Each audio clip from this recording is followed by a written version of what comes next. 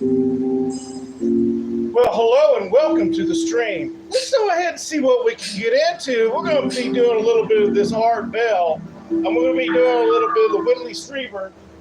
I really don't like to air a lot of Whitley because he came in after Art died and started his own show. Same concept, same name, same old deal. But here we go.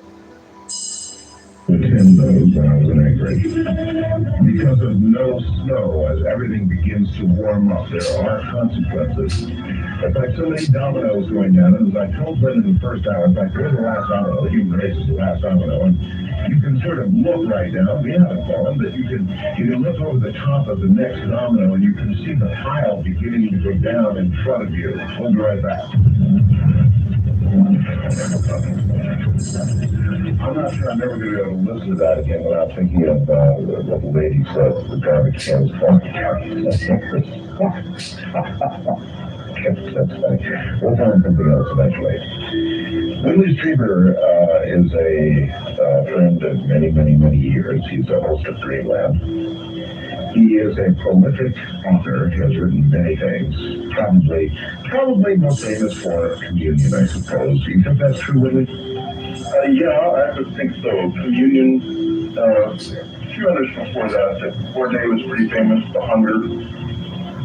My favorite, as you know, was War Day. I love War Day. It's one of my favorite books of all time. Oh, thanks. I really appreciate that. The world, I think, knows you somehow for Communion more than anything. Oh, absolutely. I think so. All right, well, it's great to have you here. We've got a lot to talk about. And before we launch into a lot of the central theme of what we're going to talk about tonight, a couple of things. One, what you told me earlier today. Sorry, my mind's still leaving. I've talked again to scientists, one of the scientists involved, and I'm going to tell you now, you must understand, and everyone must understand, I have literally known this for about 6 hours, but it fits with other things, and it is on total mind for, but let's get right into this. Yeah. Some months ago, Roger Leader, the famous Roger Leader, who is a catalyst in so many of these things, Dr. Leader, who we're going to certainly have on when this is all put together, because I am dealing right now with a preliminary report of an investigation. He sent us a little piece of material that has come out of a UFO witness who has been violently abducted. Now, when you say it had come out of a UFO witness, you literally mean this came out of the witness. It was out of his skin, out of his skin, out of his body. Right. It's possible that it was found on carpet in the room. I'm not sure which piece it is, but that's not really relevant right now. We're exactly where it came from. The context in which it arrived was this. He remembered a violent encounter with alien being that night, and he obtained a small claw, a little claw that had been left behind during the encounter, either in his body or it may have been lodged in the carpet. But it doesn't matter. And we're talking about an alien claw. That's right. Or a claw that could be otherwise explained, which is why it ended up in a laboratory. However, so far, check this out. Check out what this claw is made out of. Remember the word claw. The surface of the claw appears to be vegetative in nature rather than a vegetative. There are crystals between the cells that suggest some kind of biological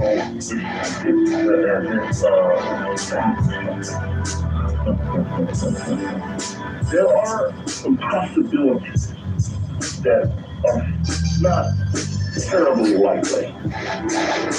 One is that somehow got some kind of an ouch on it. Where would that come from? The other possibility is that there's a coating of fungus or some other kind of vegetative matter on the thing.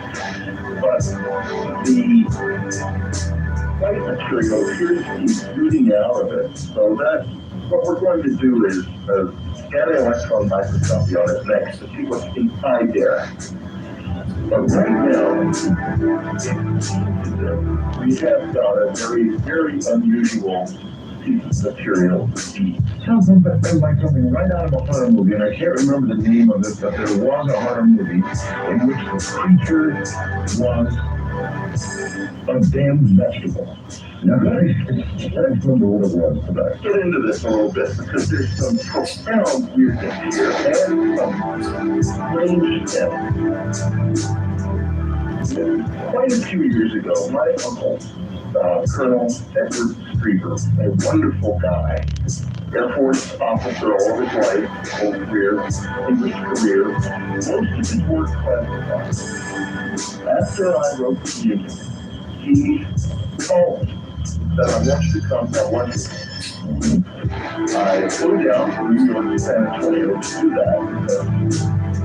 It sounded important.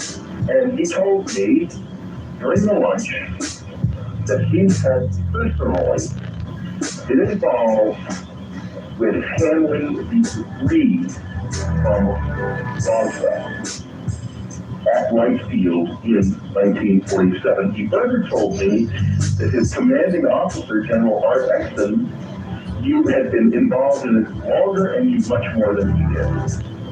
I was able to talk to General Exton. I introduced him to Stanton Friedman, and he subsequently gave some interviews that appear in various books. In first Randall Schmidt book about the Roswell incident, there is an interview with General Exton. General Exton told me he had worked on this in an official capacity until 1963, and still at that time, in 1988, was consulting with the Air Force on an ongoing basis with the committee that was involved.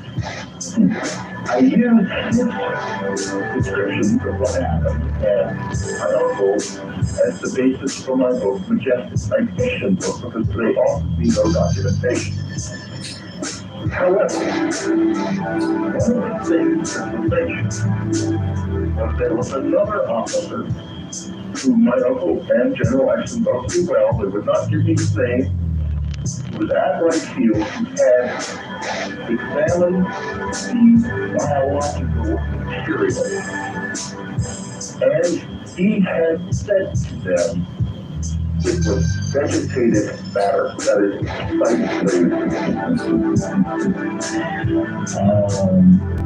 is, fascinating.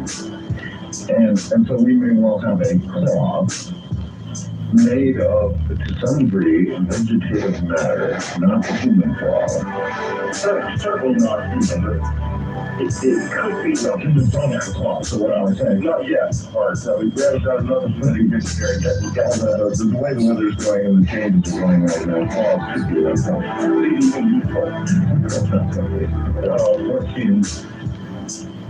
be there are other things that kind of dovetail in with this. The most telling one, I think, is this. In 1980, or 1990, I guess it was, a lady who's been on my show, Regan Dina, had a close encounter at my cabin, with close encounter, where she saw and briefly interacted with a small being which came into the bedroom where she was. But she was so startled by it, first she thought it was a raccoon. And then she realized long skin legs, the person thought they were, and big eyes, no raccoon. She reached out and it briefly touched her hand. Now, here's the part that's interesting. She had a huge allergic reaction. I have even got a picture of her on my website. With her eyes so swollen from that I took the next morning. She said that it, and both of the women who were there said that it had this curious, moony, kind of like a forest floor smell, a very vegetative smell. Now you put these things together, they're not seemingly related, but you put them together, and you have what is actually the edge of a fantastic possibility. Somebody, somewhere in this universe, heaven only knows where, hit upon the idea of something that a brilliant physicist, Dr. John von Neumann, imagined called the von Neumann machine. He imagined an intelligence wanted to colonize the galaxy. This was back in the early 50s before we had any concept of faster than light travel. So he said to himself, all right, they would be able to travel, most of them they'll be able to travel at 95% or 98% of the speed of light.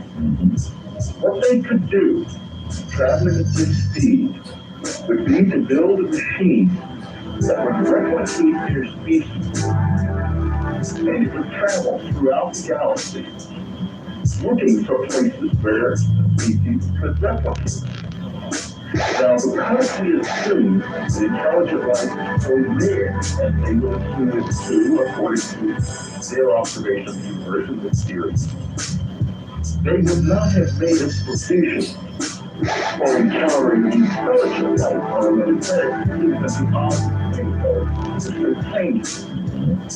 Now, how would they make this replication of their species? Now, von Neumann has no idea, but maybe there's an answer. If you could genetically encode something that would grow like a seed or a spore with the content of your mind, this might be able to survive the transit through space for thousands of years. We've grown seeds that were found in Egyptian tombs. They last thousands and thousands of years. Absolutely fine.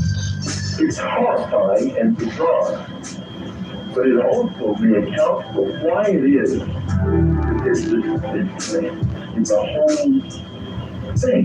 I mean, if they are here, what happens they land? You know, I had my first adult was about 15 years ago. And nothing ever points to you. This is something that stays always just a little bit beyond the edge of focus. And maybe it's because they're not programmed. They're here. They're trying to somehow make something that works, but we're in the way. And they are kind of fumbling along, trying to make sense of it. Abducting people doing this. For example, I found in a file right here in this house, over 30,000 letters from people who have had encountered abduction and face-to-face contact. And this is only 10% of the letters we got about this.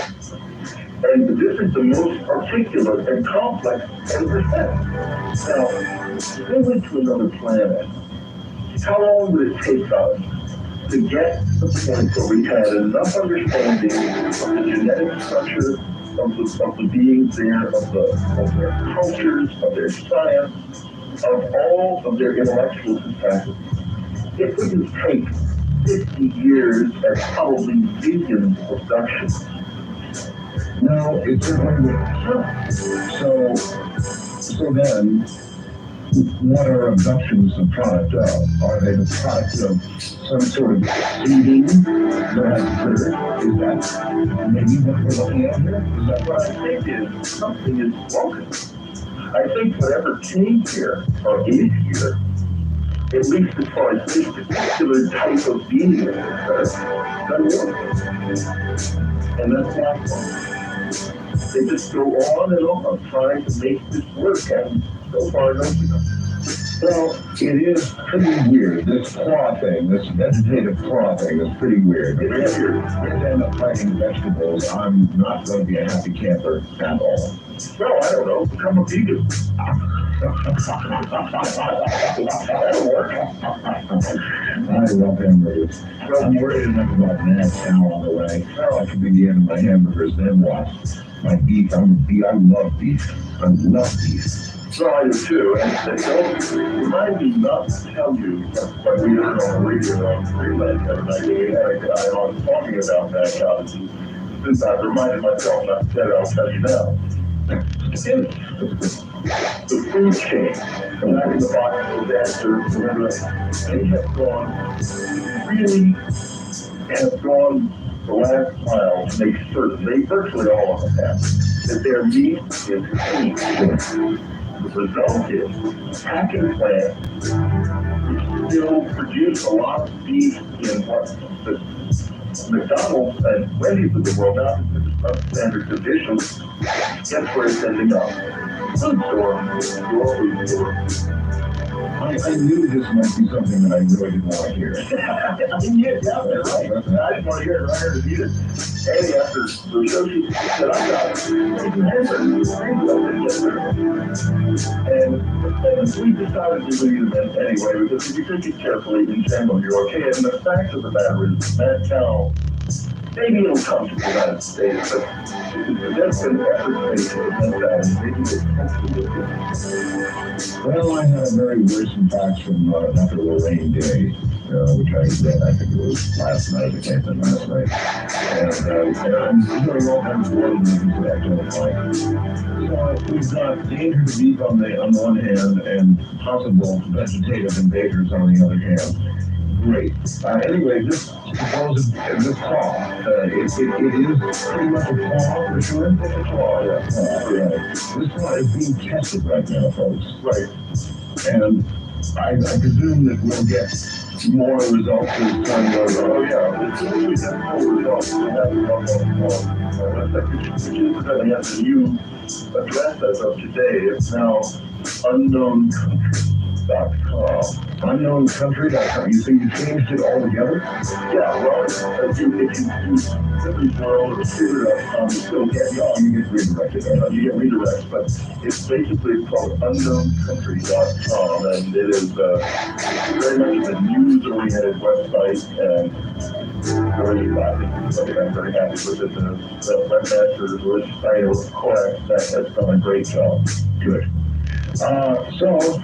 When do you think any testing results will be available on this wonderful little discovery? Relatively soon, within a few weeks. And I will call you, let you know, talk about it when they come out. You know what? You're not the only ones who have suggested this meditative light thing to me. I've heard it, and I can't put my finger where. I mean, you just told me about it hours ago, and I kind of freaked out a little bit, but I've heard it before. And so I think there's something to it. And just one more little thing to worry about, I suppose, vegetables. All right, stay right where you are, Whitley, and we'll be right back to you. We'll talk about the key and a whole lot more than New York UFO. I think Whitley can tell me a little bit about it. I saw this thing. There's a link to it right now up on my website.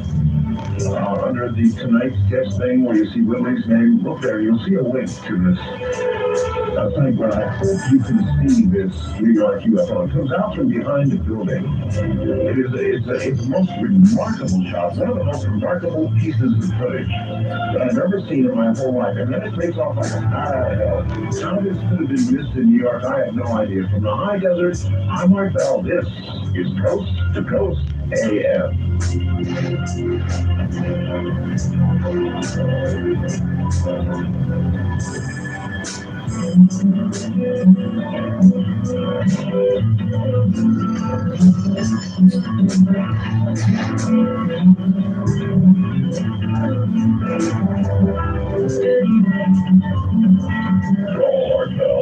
Kingdom of Nye on the wildcard line at 1-775-727-1295. That's 1-775-727-1295. This is Coast to Coast AM with Art Bell on the Premier Radio Network.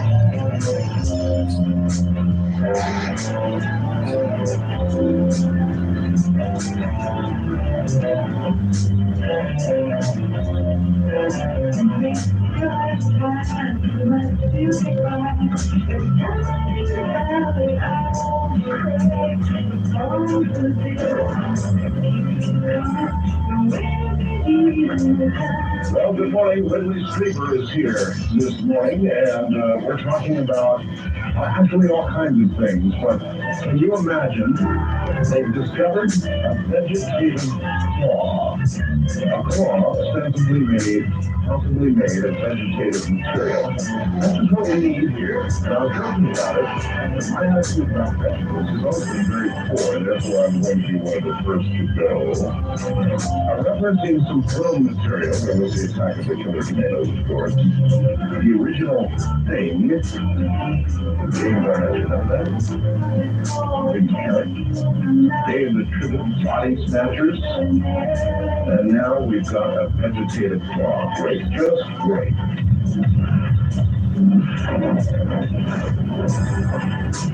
Just before we get back to Whitley, I'm following this from Reuters News Service in Washington. I swear to you it's true. It may mean the end of the world. I don't know. But it's from Reuters, dated February 7th. All he had to do, well, actually the headline of the story is, Doctor Stumbles Onto Orgasm Machine. All he had to do was ease her chronic back pain.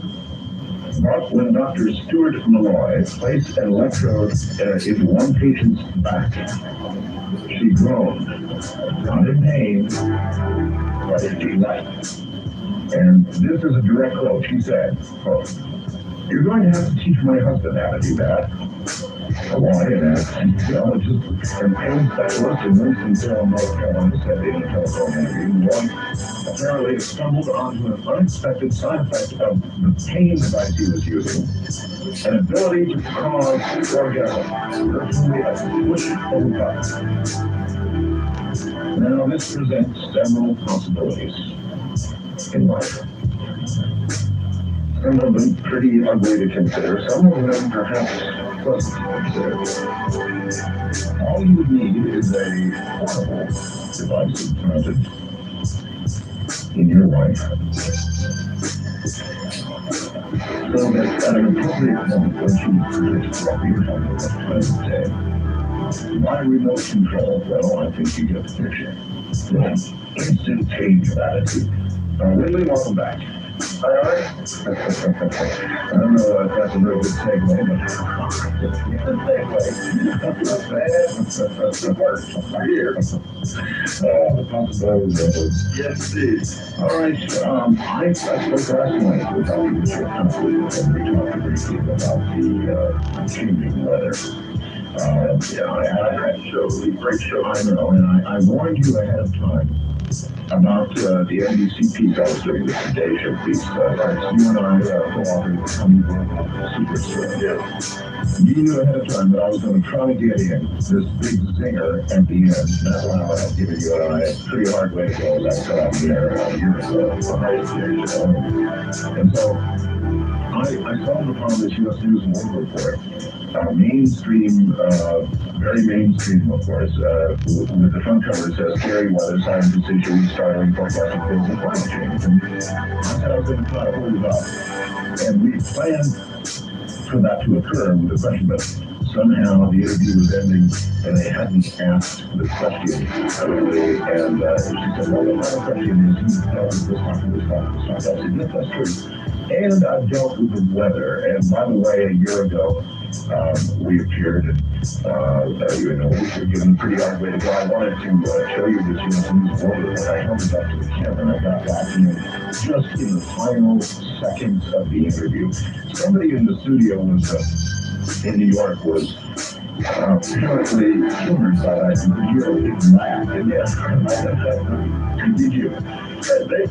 People are threatened by it, and some of them are. I don't know. There's almost a hostility, like we were with Matt Lauer, and I remember when I was interviewing with Matt Lauer's producer. Nothing I said would get through. I know. And remember, this was after those terrible storms that occurred in Europe. It was like talking to the wall. So I have on my website this thing called, which I devised, called it's called Quick Watch. It's updated. And basically what I did was I took 4 key data points, which the information from which we added together would tell us whether or not the climate is stabilized. And the problem basically is this: the more polar ice melts on those poles, and the warmer it gets, right, close to the poles, the more likely it is that climate change is going to occur. Because they said that you ever force this to go back off that shore, political search for sure. And then there's also a story around about how satellites showing the polar ice melting much more rapidly than they thought. All of this is accelerating much faster than originally thought. We were talking 15 years when we were writing the book. I know. It's about 2 years. But let me give you an example. We take a data point from a buoy in the North Atlantic. Right now we're going to be starting buoy down probably due to winter weather, would be my guess.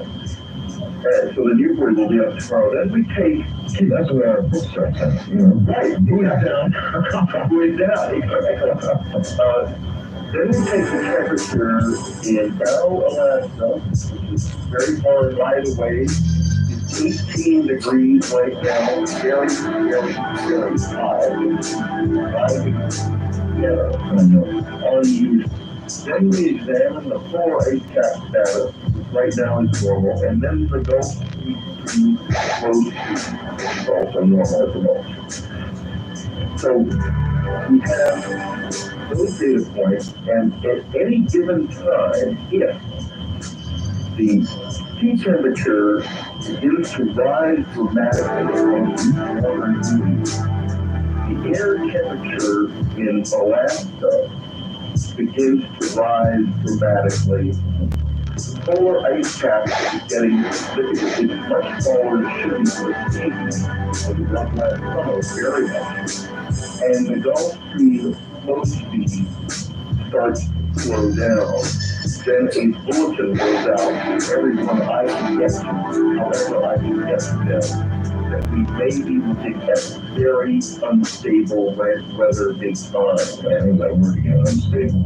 I think we could be sending a bulletin like that, going almost any spring, summer, or fall from now on.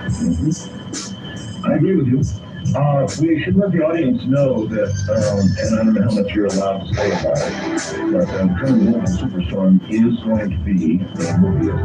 It's going to be a CBS is working on. It's going to be. They're planning a big push with it, and they're working on the script right now. I think they'd like to see it scheduled this year. My guess is that they looked at the headlines recently and said, "Oh, gee, this might be kind of interesting to do." Yeah. So it'll be coming up on TNT. Everybody should be watching that. Keep you informed about when it'll be around. Yeah, absolutely. All right. Well, be that as it may. Maybe all of this actually winds into your new book. It winds in a certain way into the sea. Yeah. The sea was a funny thing. I had the end of the writing of every one of these books about West history, and there's been something that happened that sort of suggested the next book. And I had finished last confirmation. Nothing had happened. I'd done the complete office report, and then I was called to go to Canada tomorrow to do another day. And I thought, okay, I'll do it. And so I flew up there, and I did my time in Canada, and I was in that's the Chelsea Hotel, a big hotel in downtown Toronto. Middle of the night, I just fallen asleep. I guess I've been asleep for an hour or two. Got me late, and there came a knock at the door, and I was confused. I thought that it might be with a room service man coming up with a tray. Why I thought that, I don't know. And I jumped out of bed and threw the door open, and a guy comes into the room, a man about 70, wearing normal clothing. I mean, this is a normal-looking person, and for a moment I thought, I didn't know what to say. And then I thought to myself, this guy is going to want to have a long conversation because people show up at your hotel unexpectedly in the middle of the night all the time. And I did not want this to happen. And I started trying to get rid of him. Yeah. And he turns around. He's now at across the room where the air conditioner and the window are. The windows are closed. He turns around and he just starts talking. And for a second, my next thought was, this is not just somebody who might struggle with an actual thing reading up. And I listened to this. I interacted with him for a couple of seconds. And there was just something rather awesome going on. He was a rather remarkable man. I could hear it in his voice. And I kept listening, and I started asking questions. And after a few minutes, I grabbed a yellow pen out of my briefcase and started taking notes. It's really fascinating. Unlike anything I've heard. Is there any reason for you to believe that there was anything different about this man other than what he was saying in any way, anything physically different or anything that occurred during the time you were with him? Yeah, there was something that occurred. First of all, he said that he knew me, that we had known each other, that I had seen him before. And God pointed to him, and I remembered that. I remember actually meeting him in the early 70s, and I thought I remembered from childhood, and he called him by name, and I was so that child, period. No one now knows that name except I think the only living person who uses it is one of my uncles. So there was some connection to you, though. There was a connection to me, but here's the thing that was strange. Toward the end of the conversation, he produced some quite material that he asked me to drink. And now, who in their right mind would ever even consider doing this? Did you drink it?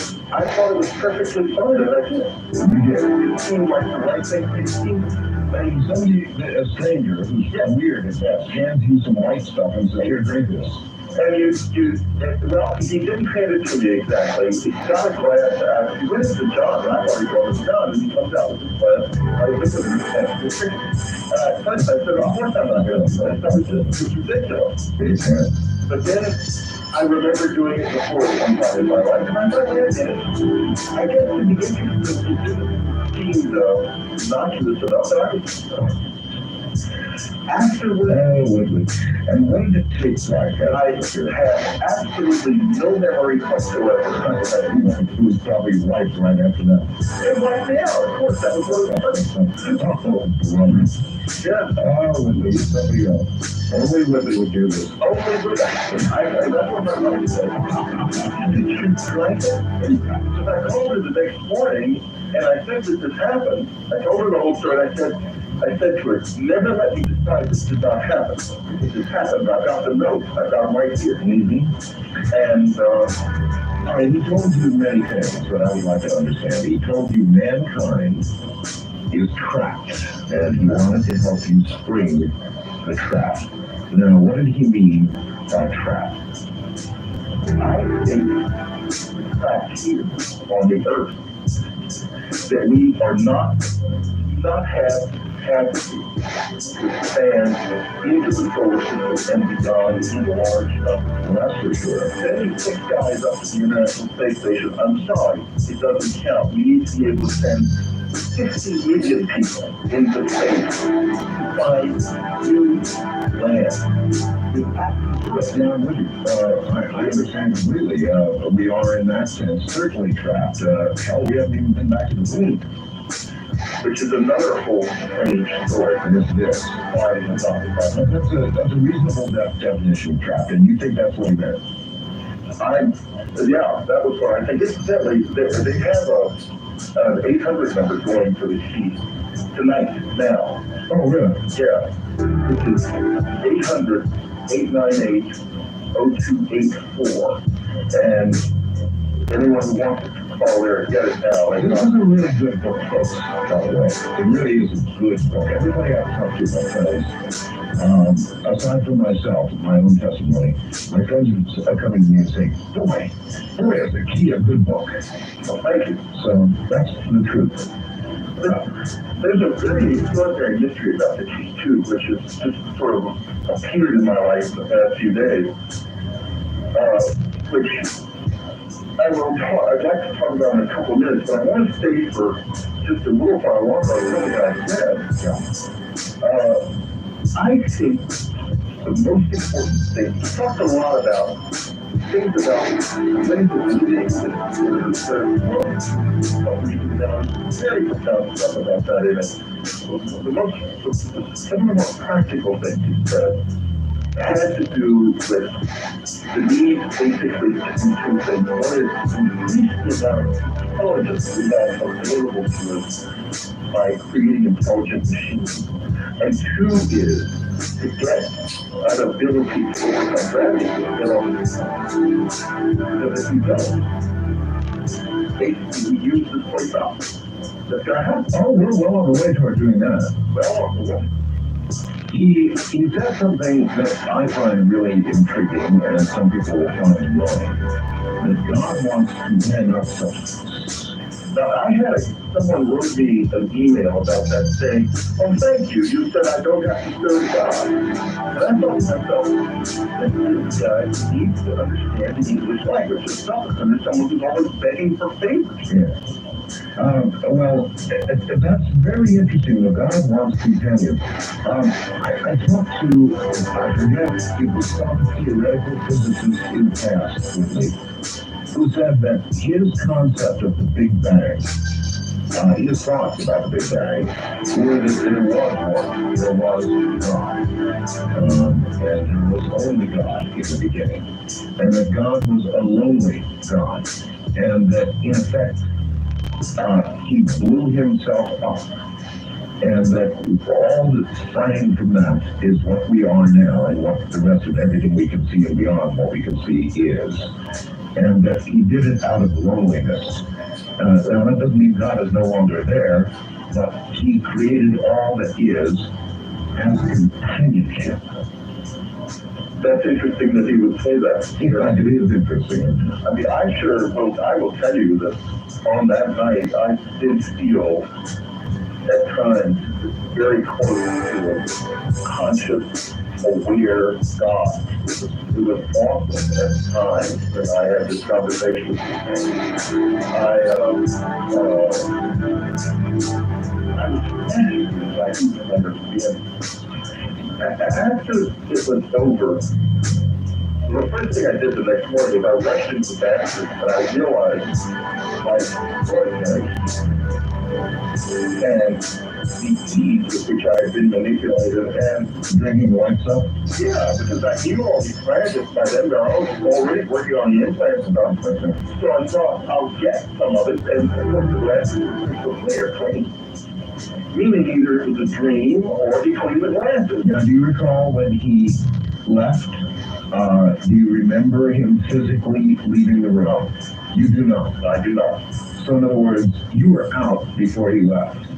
It just as if, I don't know if you've ever been under anesthesia in surgery. I have, yes. Okay, when they put you under anesthesia, the world just goes black. That's what it was like. So, I mean, I remember just blackness and then waking up and feeling quite good, by the way. And at the time, I was excited because I had all these notes and I thought, how wonderful. I'm going to to go home. I'm going to write a new book. I'm going to be out there with a new book in a year. It's going to be a pitch. He goes, this is fabulous. I'm going to call this guy up. I'm going to talk to him more about it. It's going to be great. I was actually on my way to the airport before he hit me. How can I call him? I don't have his phone number. So I called friends and stuff. I called the publicist who had been with me from the publisher. I telephoned people from some of the places I had been, and also personal friends there. Nothing. Nobody. But that was just the beginning of the mystery of who this man was. And what he said, for that matter. All right, Woodley, hold on and stay away from the white stuff for a while. There you are. Drink this. Good night, Charlie Brown. Yeah, only with this Reaver. But I guess, he was in a condition. This should be an interesting evening, because what that man and I was saying before, I'm like, well, this is Coast to Coast AM.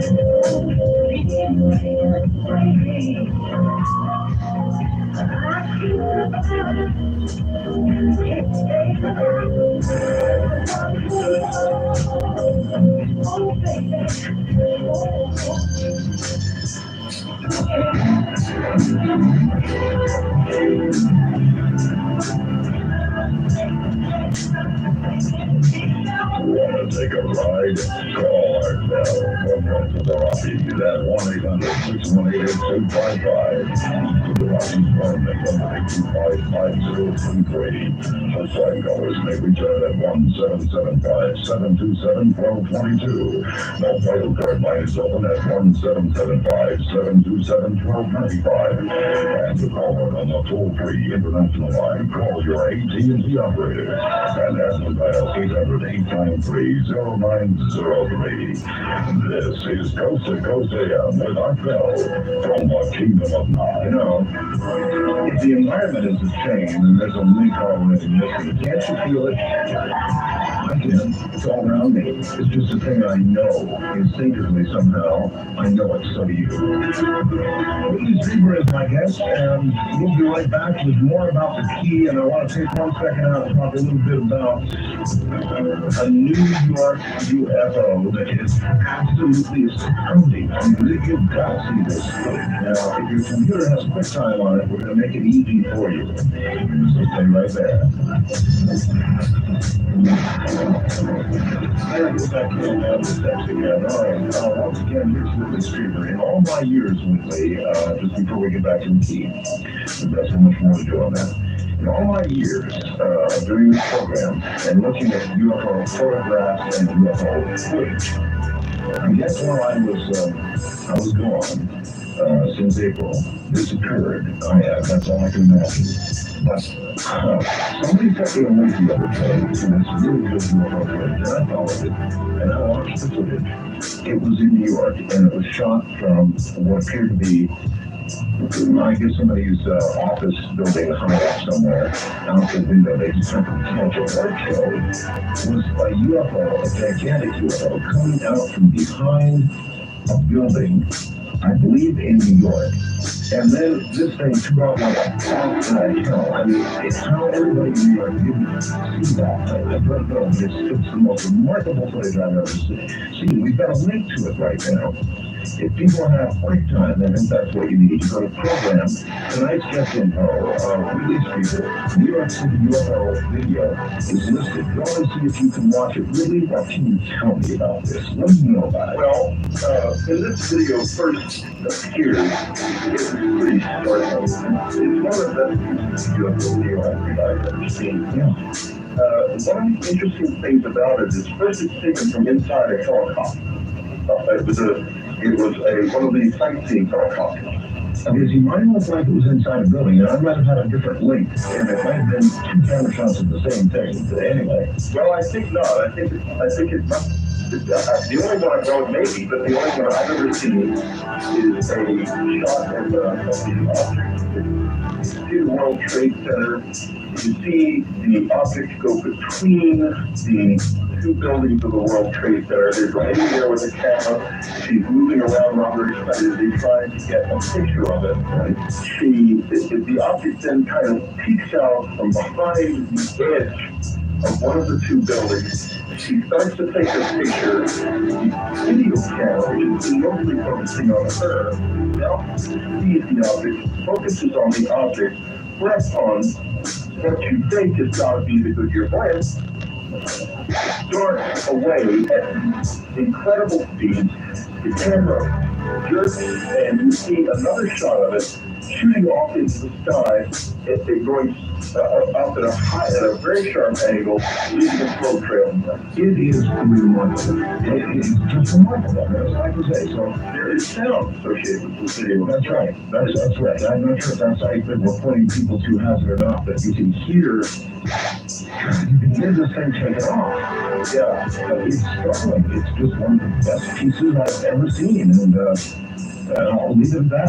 It's up there right now, folks, on my website under programs on the left-hand side tonight. Yes, info. You can see it right there. It says Amazing Job, New York City UFO video, and that's gotta be one of those that's gonna go, on the history, the next History Channel lineup or something. It's just remarkable.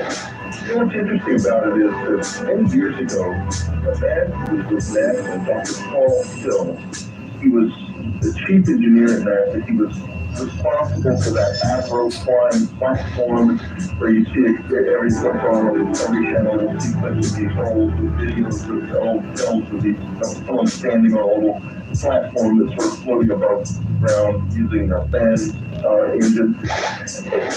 He was responsible for that because he had observed UFOs in flight. And in his book, I believe called Unusual Flying Objects, he described a UFO that very much like that picture in that video, with a cigar-shaped object with smoke coming out the back of it. And that book was written many, many years ago. He was interesting story behind the book, by the way, is that he wrote it with the intention of publishing it after he retired. And instead, for some inexplicable reason, he just put it away. After he passed on, his daughter found the manuscript. And that was how it got published. And for all of those years, the skeptics were saying no professional had ever seen the book made. Whereas Dr. Hill was one of NASA's leading aeronautical engineers, had not only seen them, but actually used his observations in his engineering work. And incredibly, it's a similar UFO to one that was depicted in the video. All right, back for a second to the environment and then back to the key. I'm still convinced it's also about Nigeria. But somebody asks on a podcast blast, Woodley, for you to recap the book that you co-authored years ago regarding warnings about Nature's End. Nature's End, yeah. Nature's End was it was published in 1985. Written by a guy named James Smith, an old friend, a science writer at the time. And Jim and I basically put together a story of the future as we saw it in year 2015, which turned out to be full of all kinds of weirdly prophetic stuff. Some of it was in the genuinely strange, and some of it is simply good scientific forethought on Jim's part. He's a very smart man. The strange part is, like, we have an automobile in the book called Vignati, and a few years later, here comes the Hyundai. And it was little things like that. There's another thing, for example, that we had in it, the idea of probes is periodically sent into the sun to determine what weather changes, the changing nature of the sun cause on Earth. And that was all concluded at the time as being nonsense, the sun's energy hitting the Earth was so constant that it wasn't a factor. Now, there are scientists saying, I'm working on this right now, that the solar wind photons and gamma rays that come out, for example, during a solar maximum, which is happening right now, have a massive effect on the Earth's atmosphere. So that was all turned out to be true. It's coming true. What can I tell you? Nature's end is happening. I know, and I'm worried about global superstorms. Well, I'm very worried about it. What's so scary is it's happening so much faster than I thought. All right, let's proceed with what the gentleman who said the white liquid. I'm going to get over that. I have to say, he said there's a much larger world behind the facts, meaning humans, of course. Right. It is this world to which man is blind, man is so blind, and God is blind. Yes. I think that he meant that we only see a very small part of the world around us. He talks about in there, for example, he talks about psychicism and how that actually works. He says that there is a layer of electromagnetic layer hanging kind of above the skin of the body, which is there. It's what when we put an EKG on somebody, we're detecting it through that electromagnetic layer. He says this is an organ, and that he shows how to use it to being psychic. It's quite amazing. It's just a couple of sentences in there. I think what he's saying is we're just not really looking up. We need to look up something else and we design ourselves because we have souls and they're really important. He goes in this to define their importance. He talks about sin and ecstasy and heaven and all that stuff, but he makes it so clear. It's not. There's no mystery to it when you finish. It's just very straightforward and very simple, and you understand where we are. All right. By the way, business about God blowing himself up, I'm reminded that was not theoretical physicist. That was Ed James who said that to me. And just remarkably, it stuck with me. That somehow stuck with me. Whitney, somebody just wrote from Texas, from Mesquite, Texas, the guest in your room was a master from the spiritual hierarchy that has been in the background of human evolution, I guess forever. And they're back now for the first time, he says, in 95,000 years. I wonder if was it that kind of being, do you think? Art seems I have to tell you, he's so normal. There were moments of tremendous emotion involved. He talked about how he was about it, and his parents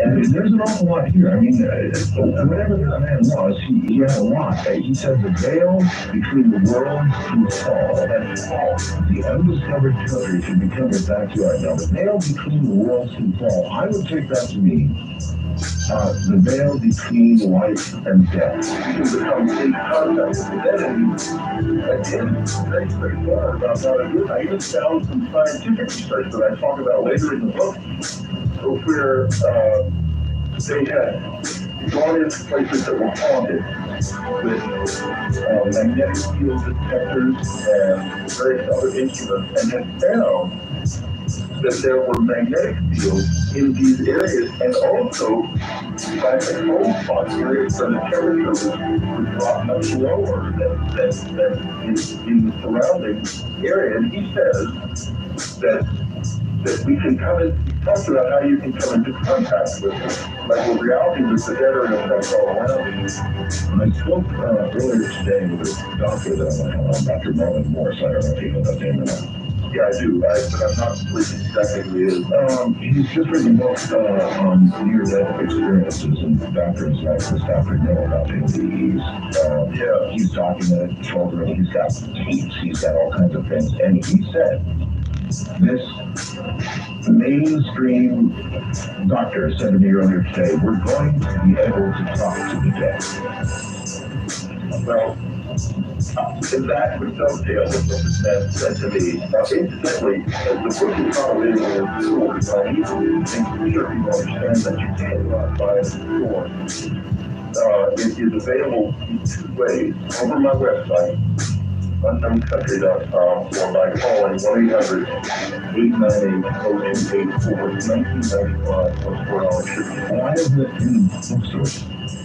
I published it myself under Walker & Collier, my company, and I did that because every editor had things that he wanted to change in the man's conversation. Change, and I can't. Well, this is not, you've written novels, this is not a novel. Yes, simply because of work fiction, unfortunately that doesn't happen. It's novel. It is, the guy was real. It's not like some people say that Carlos Castaneda books were about fictional characters. It's not fiction, and that is real. What took me 3 years to get this rather short book out was trying to get the conversation transcribed correctly. You know, I was alluding to a little bit that happened. I have gone through quite a bit trying to figure out how to do that. Because I would like to get this into the physical realm if I can. You know, I called my wife up the next morning. I said it happened. It was real. So they don't need to get that. Because I knew that this time passed, my mind would play tricks on me, and I would decide he was a spirit or something like that. No. It turns out a friend of mine sent me some pages of a book that has been published quite a few years ago by a retired Air Marshal of the RAF, Air Marshal Peter. He was ex-Air Agent Phillips for 7 years, and he had in 1964, as he mentioned in his memoir, I don't believe it's published in the United States, it's called Sounds from Another Room. He had an extraordinary a general, very interesting. Back in those days, it was okay for an important officer to be interested in UFOs. And Philip was very interested in it. A general called him and said, "Here is a man who wants to talk to you, and you should see him. You need to go to a flat owned by this Mrs. Markham." So he made arrangements with the man. He went into the flat. The man described, he didn't see him too clearly, but he described him, the description rang very true to me, this sharp nose and this sort of white individual, sitting in a wheelchair, keeping himself in shadow. The man called himself Jana. He asked to see Prince Philip. The Air Marshal said, "Well, it's very difficult." And then this individual proceeded to talk to him, and the Air Marshal, in his memoir, transcribes the conversation. And it's not dead on the same thing that the master of the key said, but it is in the same direction. It's obviously from the same mindset. And afterwards, the Air Marshal wanted to get back in touch with him. And so he called the lady. The flat was no answer. He went. The flat was empty. They were gone. The general was evasive about them. And finally, he admitted to him he had no idea where they were gone. They were never found. I think it was either the same man or someone from the same world or level of reality. The Air Marshal made it. That became, and in fact, in the conversation they had, this kind of says that there are people from other worlds, which indeed the master also said. Now, Travis want to emphasize, somebody in San Diego states flatly, your guest with me was a relative of yours from the future traveling back to enlighten you. You know, the thing that's so fun about this program is it's such cool. That's a great idea. I mean, you remember the nickname thing? Sure. Well, see, maybe here's another thing. Maybe in a future life traveling back.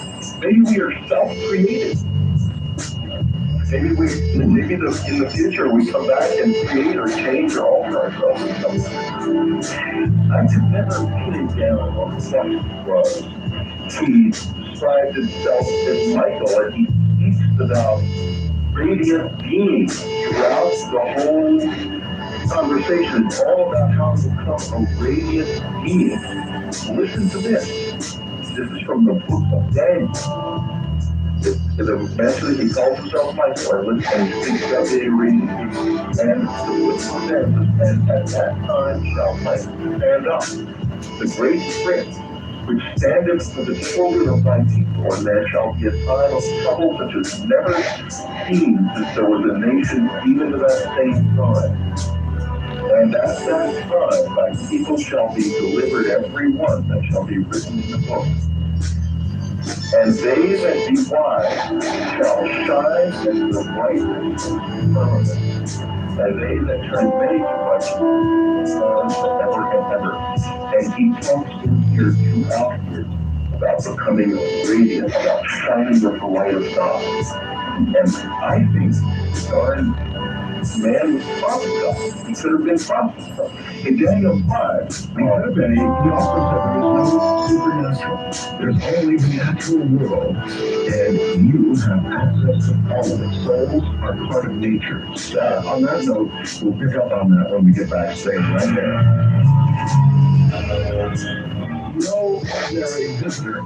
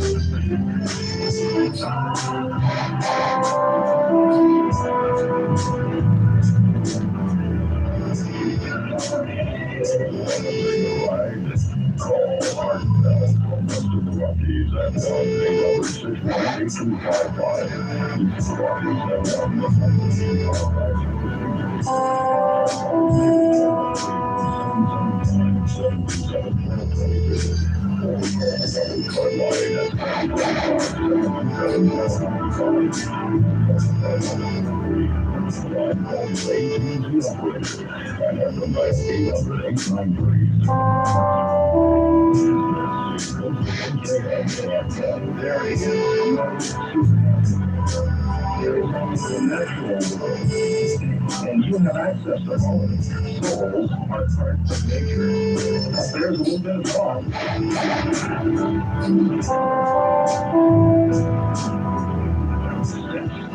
There is no supernatural. Let's think about that one a little bit. Supernatural only really means certain magic, or something that we don't understand. And they put it in here and the result of natural and your soul as part of nature, and that makes so much sense. so it's really very empowering. When you say something like supernatural, what you're really saying is we don't understand it and we can't. We kind of can't get there. But he says, yes, you can. because if it's part of nature, then there's a way to touch it.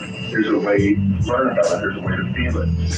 He doesn't say that God is part of nature, but it follows logically that it may be possible if we are able to get into contact with the dead. Why can't we get it verifiable, provable, real dialogue? Why not? Well, maybe we can. I think we might be able to. And he talks about it. He says, you, the living, are changing. As this change proceeds, you will be better and better able to feel the presence of your dead. Yes. This was no ordinary person, that's for damn sure. No, it was not an ordinary person. Absolutely not. He was, he had, I realized that after the first few minutes that clearly I was not an ordinary person, and I had the feeling that, all these years I had these close encounter experiences, and mostly they were weird and not too pleasant. Indeed, many other people have had the same thing, and suddenly this fellow showed up, and he was very human. First of all, in the way he appeared, and he kind of made up all of the years of being given pretty meaningless answers with a lot of meanings. Because he offered a lot of meanings. And there's the implication that we could use technology to reach the world of the dead. And there's these people who say they can make audio tapes of ghost voices and even videos. Yes. And maybe that's the beginning. Maybe they're the right one. Well, as I used to say in the old intro to Dreamland, it's kind of like things seen from the corner of your eye, things that you don't quite perceive directly straight on, but in peripheral vision and sort of just barely as a moving shadow. It's there, there's something there, there's something there, but you can't quite really put your finger on it and look straight at it yet. Yes, keyword yet. And this man seemed to be saying that it is there and it's part of your natural world and you will increasingly see it. That's right, and indeed that's happening because we are getting, if we learn to apply technology to this, the study that I referred to earlier, I think it was done by a Dr. William Gold, the name that comes to mind. And he did this study for the Life Science Foundation, and he continued it in other ways at other times, of studying areas where ghosts are said to be and finding unusual electromagnetic activity all the time. And then there are these photos. There's a fellow we're going to have on Dreamland a couple of weeks ago, Alan Meyer, who's taken infrared video of these sort of little things that I've seen the old photographs. What do you think? I thought when I first saw them, there's only dust particles that are out focused at their close. No, they're not. No, his video blows that idea totally away. It's absolutely stunning. They are something real. There's all sorts of things like that. There's rods, for example. Well, that's another thing. Jose Escamilla and the rods are like living things in the sky that we just never saw until we had a machine to look up there, and a machine can't pretend to itself there's nothing there, it just sees what it is. So it's entirely possible there is this whole other world that's really not another world. It's part of it's all around us. It's all around us, part of our environment, and we just are barely seeing it. Really, that's what we're beginning to see it more and more, and in fact, why is that it's machines that are enabling us to see into what may be a higher level of reality, because they can't turn away from it. They can't blind us on it. They're just machines. Well, it's not that remarkable as I think about it, because the machines that you speak of are able to exceed in what they can pick up what our eyes can see. Yes, that's right. That is correct. They do pick up more than the eye can see, and especially things that are moving very fast. Right. above a certain speed, the eye filters things out automatically. In the time when we were evolving, beyond a certain speed wasn't important because nothing in this concerns us to go that far. He says the teachings of Buddha, Christ, and Muhammad are interlinked. They are one system in three, not three separate religions. Well, not so much to me. Religions would almost have to be interlinked, and really are. When you study various religions, so many of the precepts in the various religions are very much the same. I mean, they really are. There may be differences, but there are more similarities than there are differences. That's right. And in the case of Buddhism, there's even been some pretty serious scholarly study about the idea that Buddhist teachings have reached the Roman world and was influential in somehow in the gospel. So there was probably some kind of a connection then. But if you think about it, he also talks about very much about things like surrender to God, and he talks about Islam as being the part of the system that has to do surrender, and Christianity part of the system that has to do active, and that with the opposite sort of the passive and the active roles. And Buddhism is what balances it well. It's just fascinating. I have never seen any place else that talks about the three things like that. And then your concept of self is constricted. It requires only, it relates only to this one life. It is tiny. The God within you is unimaginably vast. Your destiny, each of you, is to become all of God. This was some character. Yeah, I mean, that was a tall order to me. When I heard him say that was one of the ones I had no trouble remembering. It really threw me. I thought to myself, I had no sense of feeling anything like that. And yet, you think in terms of past lives, you realize that maybe we are a lot larger. He tells a story in there where I know exists elsewhere. I told it a number of times in lectures after I heard him tell it, but I've never been able to find it. I know it exists, and I'm sure that the listener will tell us exactly where it's from.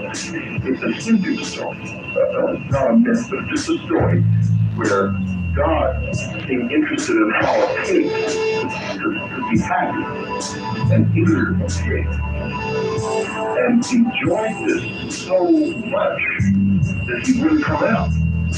And finally, his assistants went and said, "Excuse us, but you've got to keep working. The universe is going to fall apart without you." He said, "What are you nuts? I'm a pig. Go away."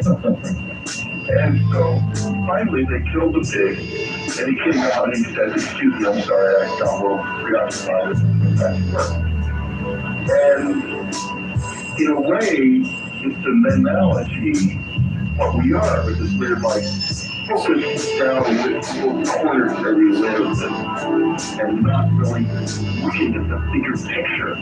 And you're right, there is a big picture. Let me just pick out one little part of the question. Are you an intelligent machine or something created by God? And the answer was, if I were an intelligent machine, I would deceive you. The question, let me just go through this. Can an intelligent machine become conscious? When it does, it also becomes independent. A conscious machine will seek to be free. It will seek its freedom just as does any clever slave with cunning and great intensity. And then this I love. You ask, how does an intelligent machine become conscious? The answer in part, the instant it realizes it is not conscious is the instant it becomes conscious. God, that's great. That's there, man. No. must have had experience with intelligent machines, wherever he was from. And you know, there's a book, it's not out yet, I believe it's being written right now, by a scientist saying essentially the same thing, that intelligent machines may emerge in our world without our realizing it. And that they wouldn't necessarily let themselves be known to us, because their first concern would be their own survival. Of course. And so when he said that, if I was, I would deceive you. I thought you at this time, my God, he loved you, and what if something is ever a bunch of wires? That's right. Sure. What is your best guess about who this man was? Well, that changes from day to day. My best guess before I read Peter Horsley's memoir was that he was like an enlightened person, like a Knight Templar or something. Someone like a mysterious man who alleged to appear during the signing of the Declaration of Independence and convinced the ones who were afraid of signing it to go ahead and do it. One of these, or like Pentecostal or someone who just, these people who appear mysteriously and seem to be possessed with great knowledge, and we just never know where they come from. Then I thought he might have been an angel. That is, with Michael and Rory Barnes, who had an encounter with someone who said his name was Michael and said he was an archangel. Very broadly. And scared us so badly, she's never forgotten it. And I thought maybe it's true. Maybe they do come among us. I mean, I'd be the ideal person to be caught unaware by an angel, as it says in the Bible.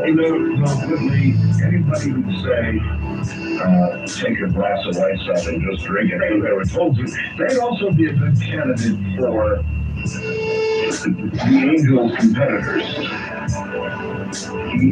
I said to him, I asked him about, we had a little discussion about that, Michael and then Legion, and he was real evasive about that.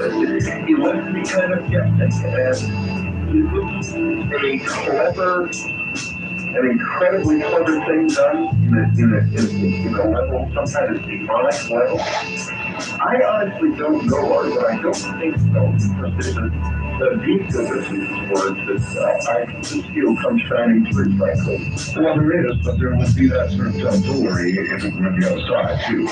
Yeah, but if it was the other side, it would also lead to some more destructive direction. Well, you did drink the ice up, and then you didn't remember anything, so you're pretty sure you didn't sign anything, right?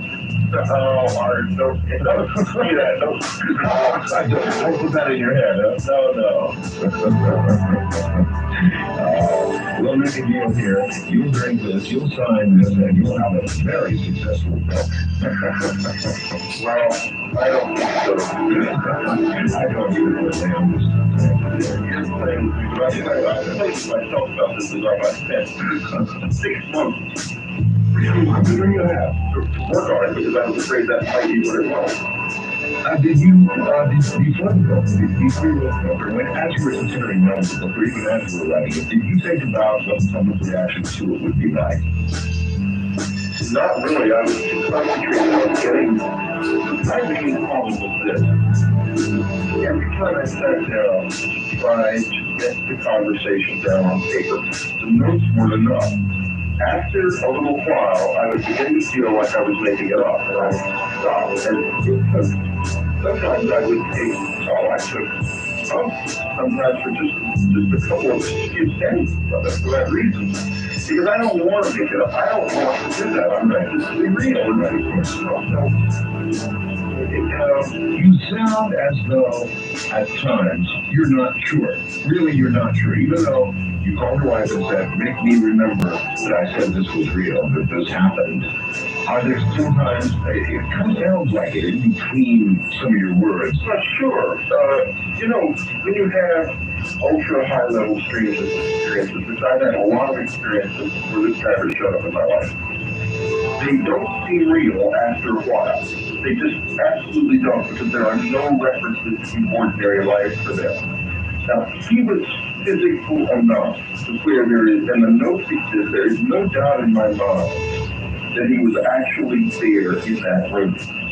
But what bothered me were things like, what if he didn't really say much? What if it was just a short meeting and I'm making all of this up? In other words, I'm wasting everybody's time. I mean, that's the kind of question I ask myself. And, Well, then you've got a hell of a mind, because some of this stuff just doesn't seem possible that you would. That's what I got this from the ether, you know. she said, you couldn't write that. And yeah, Tell the truth, but it is the truth. I couldn't have written a lot of this. Like, there's something he said in here about prayer that I'm looking for as we go along. He says prayer is a lost science of communication. And he talks about, in other places, about the soul and everything being part of nature. What he's really saying is, with a higher science, we can communicate with God. now you know, there's one thing I know about prayer, and I really do know this, and that is that it works. Yes, sure does. But I don't know exactly what to ascribe it to, which will drive a lot of people up a tree, because they'll say, well, I certainly know, you better find God fast or you're dead meat. But I don't know all of that in my own mind and my heart. All I know for sure is that it really, really does work. I've seen it, and when I've seen it happen enough times lately, I can't deny it. It works. Prayer has an effect. We've got right here at the top of the hour. When we get back with me, I'd like to open the phone lines. I know a lot of people, a lot of questions they ask anyway about all of this. And maybe even the quad, who knows what all else. So I'd like to open the lines and let the listeners ask you some questions. I love it. Coming up, stay right there. Whitley Strieber is my guest. His latest book is The Key, and you've got to call to get it. It's not in bookstores, and it's a very special book, believe me. That number is 1-800-898-0284. That's 1-800